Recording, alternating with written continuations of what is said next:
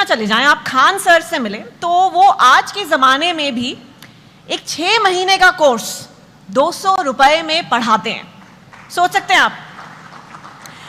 अप्रैल 2020 में YouTube पर शुरुआत करने के बाद खान सर के 20 मिलियन फॉलोअर्स हैं। जाहिर सी बात है कि देश के काफ़ी युवा इनसे पढ़ भी रहे हैं और प्रेरित भी हो रहे हैं। And he in turn knows exactly what young India is aspiring towards. तो चलिए जानते हैं उनसे यंग भारत के बारे में। Please welcome on stage Khan sir from Khan GS research centre. आइए प्लीज हमारे साथ स्टेज पर। And to lead this conversation please welcome one of India's most read, watched and loved storytellers, Chetan Bhagat. Welcome चेतन।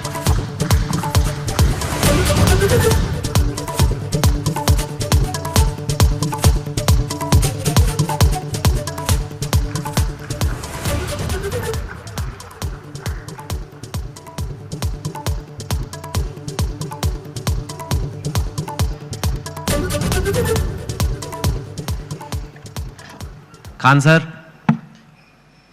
बहुत ही अच्छा लगा आपको देख के। आई थिंक मोस्ट पीपल यहाँ पे शायद खान सर को जानते होंगे, जो नहीं जानते होंगे आज आप एक ऐसी हस्ती से कभी नहीं मिले होंगे, क्योंकि लोग आपको टीचर बोलते हैं, लेकिन आपसे बड़ा एंटरटेनर मैंने कोई नहीं देखा। सर नहीं, सीरियसली ये नहीं समझ में आता है कि एजुकेशन इतना इंटरेस्टिंग चीज है, लोग इसको कैसे बोरिंग बना सकते हैं। तो पढ़ाई को इतना इंटरेस्टिंग बना दे कि लोग इसके सिवा कहीं हटना ही ना चाहे। हाँ, and before we get into the interview, मतलब मैं आपको बोलूं इनके वीडियोस बड़े इंटरेस्टिंग होते हैं, वो बात और होती है, but let me show you the master at work.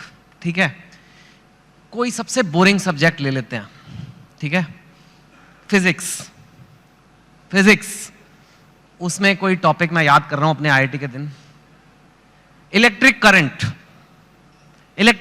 अगर किसी को समझाना है बच्चे को, बिहार में हो, वो कहीं पे भी हो सकता है, और जिसको ज्यादा नॉलेज नहीं है, इलेक्ट्रिक करंट क्या होता है, कैसे होता है, वोल्टेज वगैरह 3-4 मिनट में अगर समझाना है, तो अगर मैं आपको बोलूं इलेक्ट्रिक करंट का चैप्टर पढ़ना है, बोलोगे my God such A boring text book. अब हम खान सर को कहते हैं इलेक्ट्रिक करंट। सर देखिए, हम लोग को जो पढ़ाना होता है तो उसमें एक एक्सपेक्ट ये भी होता है कि लड़कों को एग्जाम में पास करके एग्जैक्ट नंबर भी देना है, तो हमें उस एग्जाम के पॉइंट ऑफ व्यू तक पहुंचने में एक अच्छा खासा टाइम लगता है। लेकिन समस्या क्या आ जाती है कि हमारे सामने बच्चा जो पढ़ के आ रहा है, जो गांव से आ रहा है, तो कई ऐसे गवर्नमेंट स्कूल या फिर ऐसे जगहों से वो पढ़ के आ रहा है कि जिसका स्टैंडर्ड एकदम मतलब हम एवरेज से भी नीचे समझ जाते हैं। तो सबसे पहले तो चैलेंज हो जाता है उसको ऊपर लेके आना वहां तक। तो एक इलेक्ट्रिक करंट जैसे आप बोले वहां पे, तो लड़के जब शुरू में आते हैं तो उनको ये नहीं समझ में आता कि एम्पियर क्या चीज है, वोल्टेज में अंतर क्या नहीं समझ पाते, तो उनको समझाना काफी चैलेंजिंग हो जाता है।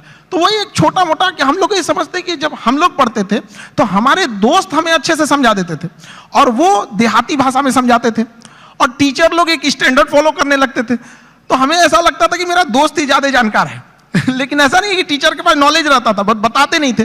तो हम लोग के पास जब लड़के आते हैं इलेक्ट्रिक करंट के लिए, तो उसको क्या समझाएगा आदमी कि एक इलेक्ट्रॉन एक छोटा सा पार्टिकल होता है, वो कितनी ज्यादा आ रहा है, कितना ज्यादा आ रहा है, वो संख्या में दिख रहा है, कितनी भीड़ आ रही है, वो भीड़ उसके लिए एम्पियर हो गई, कितनी भीड़ आ रही है, और किस प्रेशर से भीड़ आ रही है वो उसके लिए वोल्टेज हो गया।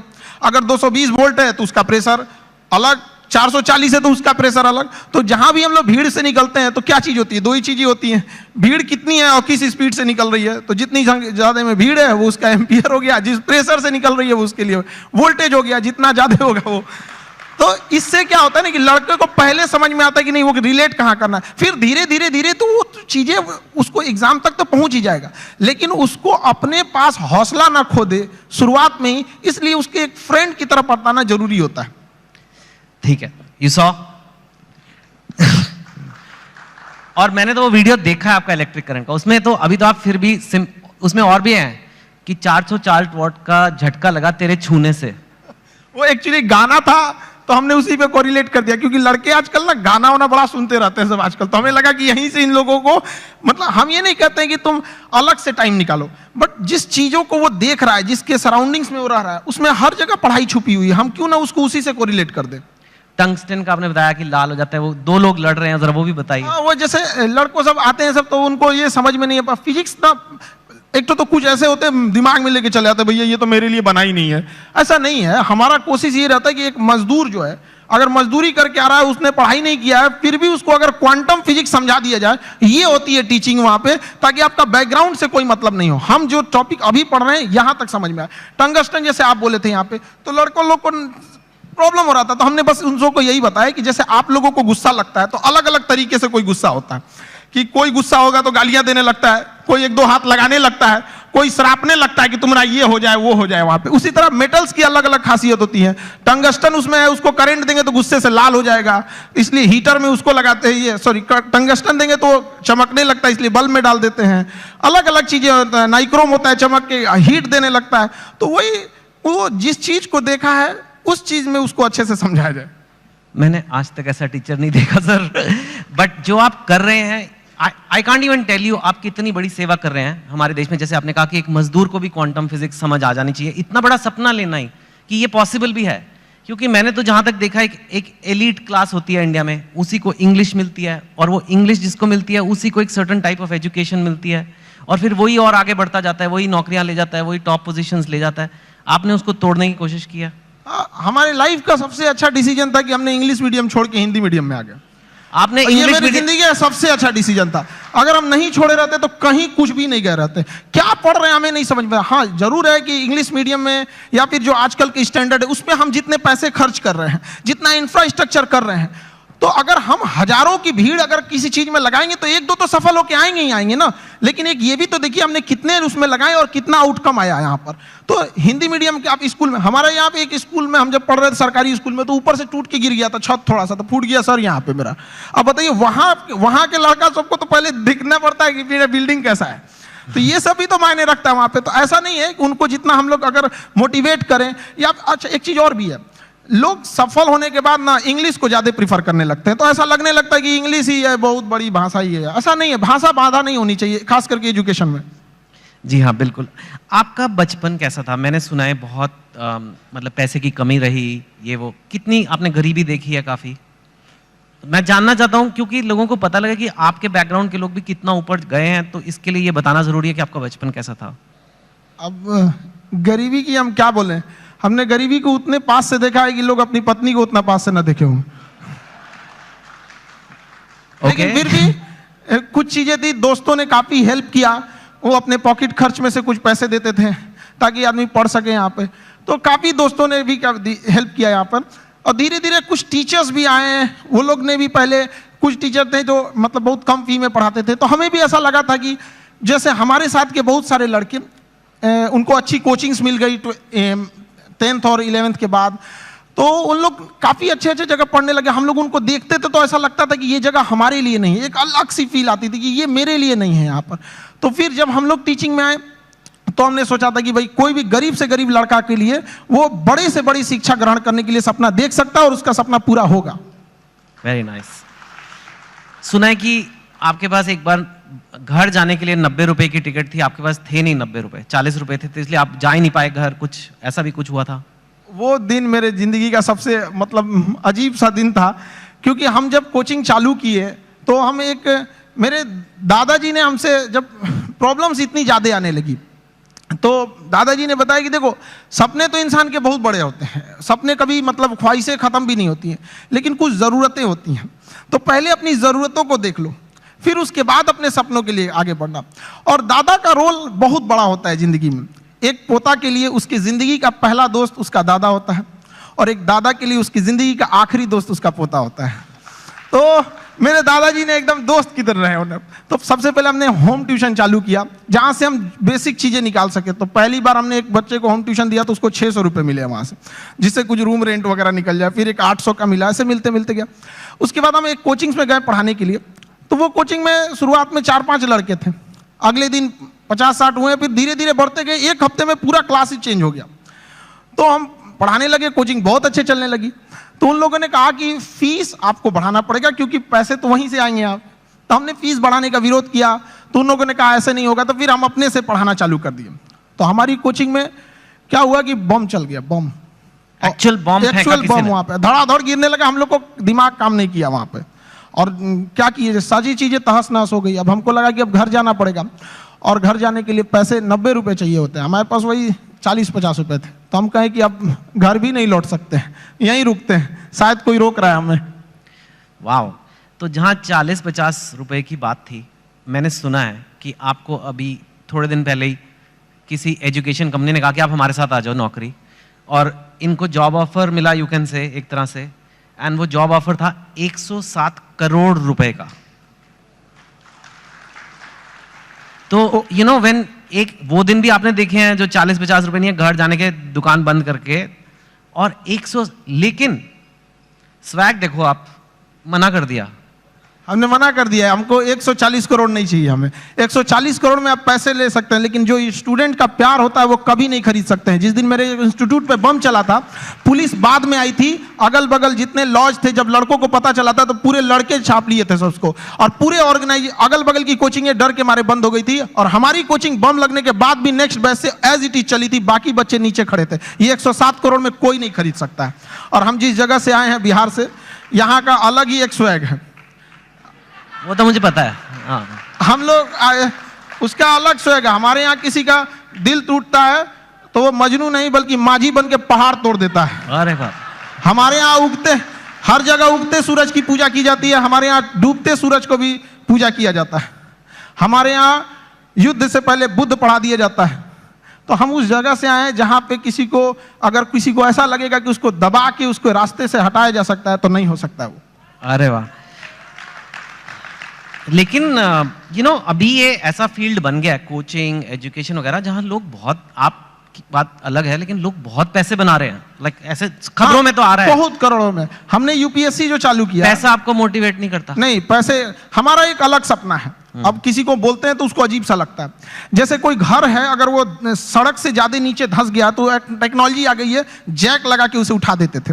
तो हमें ऐसा लगता है ना कि हमारे स्टूडेंट, हमारे इंडिया में भी ना एजुकेशन सिस्टम इतना महंगा हो गया है कि जो जिन लोगों के पास पैसे नहीं थे वो अपने आप को दबा हुआ महसूस करते हैं। तो हमने इंडिया के सबसे बेस्ट टीचरों के साथ अपने साथ जोड़े, और उन लोगों को भी धन्यवाद देते हैं जो जुड़े।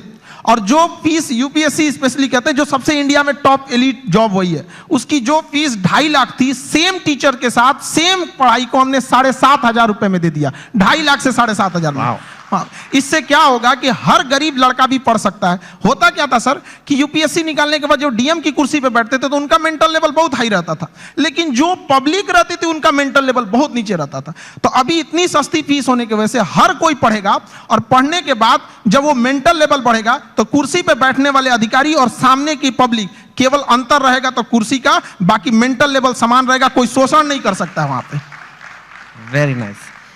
मैं आपसे पूछना चाहूंगा, इनफैक्ट यूथ जो है, आज भारत का यूथ है, कोई एवरेज लड़का है, लड़की है, चाहे बिहार में है, चाहे असम में है, तमिलनाडु में, कहीं भी हो सकता है, हो सकती है, वो लाइफ में आगे बढ़ना चाहते हैं, ठीक है, और पढ़ाई एक जरिया है, पर आप उन्हें ओवरऑल क्या मैसेज दोगे? क्या करना चाहिए एक इंडिया के यूथ को जो लाइफ में अपने आप को ऊपर जाना चाहता है, स्पेशली जो हो सकता है हिंदी बोलने वाले बैकग्राउंड से हो, हिंदी मीडियम से हो, ब्लू कॉलर से वाइट कॉलर जाना है, अपनी औकात पार करनी है, जो आपने इतनी ऐसे पार किया कि मतलब 107 करोड़ हो गए नहीं चाहिए, मतलब दैट लेवल तक डेफिनेटली आपके पास लेसन्स हैं बच्चों को देने के लिए, उनको आप क्या बोलोगे?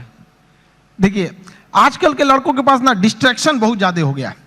वो मोबाइल में घुस रहे हैं तो उधर ही घुसते रह जा रहे हैं, पढ़ रहे हैं, ऊपर से एक नोटिफिकेशन आया व्हाट्सएप, उस पर कोई लिंक खुला, उधर ही के उधर ही रह जा रहे हैं। तो पहली बात कि लड़कों को अपने आप में एकदम श्योर रहना चाहिए कि अगर हमें डिस्ट्रैक्शन से बचना है मोबाइल, तो उसका डिसाइड करो कि भाई हमें अगर 2 घंटे चलाना है तो चलाओ, लेकिन एक फिक्स फ्रेम होना चाहिए कि 2 से 4 चलाएंगे, उसके बाद किसी का कॉल आएगा नहीं उठाएंगे, चाहे कोई भी हो, तो उस टाइम फ्रेम के बाद उनको नहीं होना चाहिए। दूसरा, आजकल और भी कई प्रॉब्लम, लड़कों के अंदर में आइडियाज बहुत है, मुझे ये करना है, सपने बहुत, एम्बिशन, एग्जीक्यूशन नहीं। अरे भैया करो ना, जब करना है तो चालू करो उसको। यहाँ पे तो टाइम टेबल बनाएगा, जिस दिन टेंशन में आएगा ना, टाइम टेबल बनाया, आज हमको पढ़ना है, और रे को साफ करेगा, किताब वगैरह उसमें अच्छे से रखेगा, 2 दिन फॉलो करेगा, उसके 15 दिन बाद कहेगा तरीका, फिर बनाते हैं टाइम टेबल, गड़बड़ हो गया था, अब थोड़ा सा अच्छा वाला बनाना है। तो ऐसा नहीं करना चाहिए। सारे लड़कों को अपना स्ट्रेंथ भी देखना चाहिए। अगर सब लड़के एक जैसे नहीं होते हैं, जिस चीज के लायक हैं उसमें तैयारी करना चाहिए। शुरुआत में कहीं पे भी एक पहले अपना एक गोल सेट कर लेना चाहिए कि हमारी यहां से जरूरतें पूरी हो जाएंगी, अब इसके बाद हमें अपनी ख्वाहिशें पूरी करनी है शुरुआत से। अब जैसे गरीब के घर का लड़का उसकी रिस्पॉन्सिबिलिटी के चक्कर में अपने स्किल को मार देता है। एक गांव का लड़का है, इतना बेहतरीन डिजाइन बनाया, आर्ट बनाया, पेंटिंग, लेकिन वो क्या कर सकता है गांव का लड़का? उसके यहाँ घर वाले कहेंगे कौन सी पेंटिंग बना रहा है? तो वो ऐसा नहीं है कि स्किल्ड हर जगह। तो लड़कों को भी पहले एक जगह सेटल हो जाना चाहिए यहाँ पे, उसके बाद पूरी उम्र बची है अपने स्किल को निखारने के लिए। जी हाँ, वेरी नाइस, वेरी नाइस। आपके जो वीडियोस है मैंने देखा है, आप खुद काफी आपको पढ़ना पड़ेगा। आपके जो वीडियो जैसे फिजिक्स, तो मैंने एक एग्जांपल दिया, आपने फॉरेन अफेयर्स पे वीडियो बनाए हैं, इजराइल पैलेस्टाइन पे, रशिया यूक्रेन पे, इंडिया पाकिस्तान, उस पे तो कंट्रोवर्सी भी होती है, और कॉन्स्टिट्यूशन ऑफ इंडिया पे, कोई टॉपिक ले लो, और इतना आप पढ़ाई खुद करते हो। और जहां तक मैंने सुना है, अब आप तो one of India top teacher हो, लेकिन आप खुद क्लास में कोई अव्वल स्टूडेंट, मतलब 37th आउट ऑफ 40th आए थे आप। हम 40 लड़कों के क्लास में 37 आए थे। मेरे टीचर परेशान रहते थे कि मेरे स्कूल पे ये धब्बा बन जाएगा। हम उनसे कहें कि सर क्यों परेशान है, चांद फेमस है अपने धब्बा के लिए, लेकिन वो मानते नहीं थे। वो ऐसा नहीं कि केवल यहाँ शुरू में, बाद में भी ऐसे ही रहे, मतलब धीरे धीरे ऐसे। हमने पोस्ट ग्रेजुएशन में जिस लड़के को हमसे एग्जाम में पूछ लेता भाई थोड़ा सा हेल्प कर दो, तो जानते ही हैं थोड़ा चली जाता है, हमने उसको हेल्प किया, उसका आया 70% से ज्यादा, मेरा 48 आया, हम मार्कशीट फाड़ के फेंक दिए, नहीं चाहिए हमको। क्या करेंगे, वैसे भी हम उसका रख लो भैया वहां पे। नहीं तो अब आप काफी पढ़ते हो, बिकॉज एक चीज को सिखाने के लिए खुद को समझना है, बहुत ही अच्छे से समझना है एक कॉन्सेप्ट को, ताकि उसे मैं एकदम सिंपल वे में और बेटर समझा सकूं। तो आप खुद काफी पढ़ते हो, खुद काफी स्टडी करते हो? काफी, इसके लिए बहुत मेहनत करना पड़ता है। और कई बार हमें लगा कि हम किसी टीम को लगा देंगे, वो टीम हमसे परेशान होकर भाग जाती है कि भैया इनके साथ झेलना बड़ा मुश्किल है, ये क्या क्या चीजों की रिक्वायरमेंट है। तो उसके लिए थोड़ा बैकग्राउंड में मेहनत ज्यादा करना रहता है। वाह। और पर आप टीचर वैसे शुरू से बनना नहीं चाहते थे, पहले आपका फौज का बड़ा शौक है? आज भी मेरा शौक फौज का है, मतलब आज भी हमारी ख्वाहिश वही है, आज भी मौका मिले तो वहीं चले जाए। लेकिन मेरा ना हाथ काफी टेढ़ा है यहाँ पे, तो इतना टेढ़ा है, उन लोगों को लगा मतलब। आप गए थे? हाँ, एनडीए का एग्जाम दिए, यूपीएससी लेती है, हम सारे लोगों को बताए देखिए यूपीएससी एग्जाम लेती है, और इसका फीस भी 150 रुपये का फॉर्म आया उस समय एनडीए का, हम लोग के समय। लोगों को लगा कि तो हमको, सब लोगों को लगा कि अभी फौजी बन जाएगा, लेफ्टिनेंट। हम गए वहां से, बाद में पता चला ये गड़बड़ है, तो रिजेक्ट हो गए। हालांकि ऐसा नहीं है कि उन लोग सेलेक्ट कर लेते तो अच्छा ही करते हैं वहां पे। कभी कभी हमने फौज पे, हथियारों पे, मिसाइल पे ऐसी वीडियोस बना देते हैं कि लोग हमको उधर से फोन आने लगता है, यार इतना थोड़ी बताना है, आप इतना भी मत बता दो वहां पे। और फिर उसके बाद आपने ये शुरू किया। मुझे एक बात बताइए, अब हम जनरल बातें करते हैं, हाँ एक दो। आप बिहार से हैं, और बिहार को शायद आपसे अच्छा बहुत ही कम लोग समझते होंगे।